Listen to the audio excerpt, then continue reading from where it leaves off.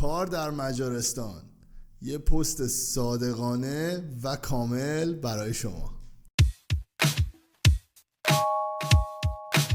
اول بیایم ببینیم ایرانیایی که اینجا دارن کار میکنن کیان. یه سری ها هستن که از قدیم بیزینس خودشونو دارن، مثلا یه سری رستورانا که اونایی که اینجا میشناسن، یا افرادی مثل من که یه شرکت املاک زدن یا یه شرکت اعزام دانشجو زدن، و یه سری هم دکترا و دندون پزشکایی هستن که از قبل اینجا فارغ التحصیل شدن و موندن و دیگه بیزینس خودشونو دارن یا دارن جایی تو مطبی جایی کار میکنن. یه سری هم که تعدادشون خیلی کمه، افرادی هستن که برای شرکت‌های بین‌المللی کار میکردن و از ایران تونستن منتقل بشن به اینجا که در واقع اون شرکت‌ها ساپورتشون کردن و کارهای ایمیگریشن و مهاجرتشون رو انجام دادن. یه سری هم که تونستن کار پیدا کنن یا صاحب کار ایرانی دارن که کاری که میکنن زیاد مرتبط به رشته‌ای که حالا فارغ التحصیل شدن نیست، یا شاید اصلا فارغ التحصیل نشدن و به هر حال شرایط کاری پیدا کردن و دارن اونجا کار میکنن. کلا باید بدونید که توی مجارستان کار سخت پیدا میشه. یکی از دلایلش اینه که ایرانی‌ها برای کار کردن اینجا احتیاج به اجازه کار دارن، یعنی به اقامت کاری احتیاج دارن، و این معنیش اینه که اون صاحب کار باید شما رو ساپورت کنه که بتونید اقامت کاری بگیرید، و این خب برای اونا خیلی سخته و خیلی کار اضافیه، چون میتونن کسای دیگر رو استخدام کنن که به این احتیاجی ندارن.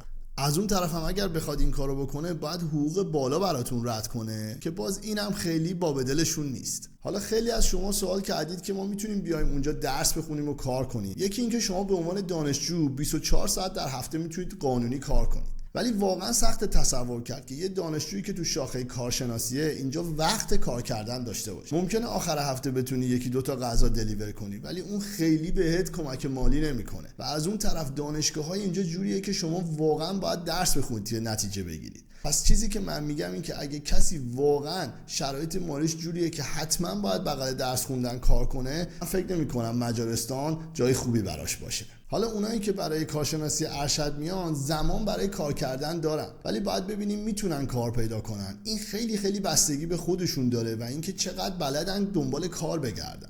مثلا وبسایت لینکدین یکی از بهترین جاهاست برای کار پیدا کردن، ولی باز شما باید رزومتون خیلی خوب باشه. ایرانی‌ها متاسفانه خیلی رو رزومشون کار نمی‌کنن و اون قضیه خیلی مهمه. از اون طرف دانشجوی ارشد به هر حال باز 24 ساعت در هفته میتونه کار کنه و فرصت خیلی خوبیه براش که بتونه خودشو نشون بده به اون شرکت کارفرما که حالا بعد از اینکه مدرکشو میگیره انشالله همون شرکت ایشون رو استخدام کنه و ساپورتش کنه که اقامتشو کاری کنه.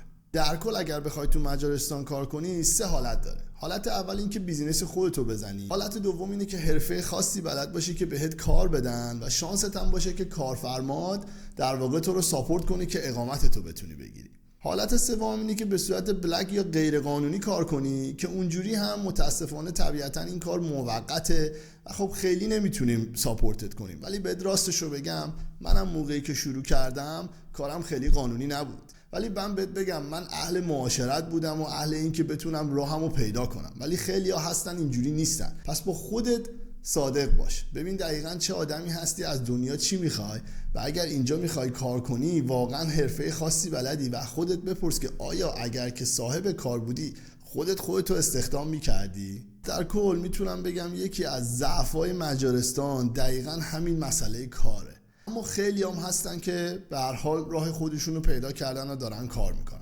حالا اگر شما جای من بودین و از ما سوال میکردن که ما میتونیم بیایم اونجا حتما کار پیدا کنیم و این شرایطو دیدین، به متقاضی‌ها چه جوابی میدادین؟ توی کامنت برام بنویسین.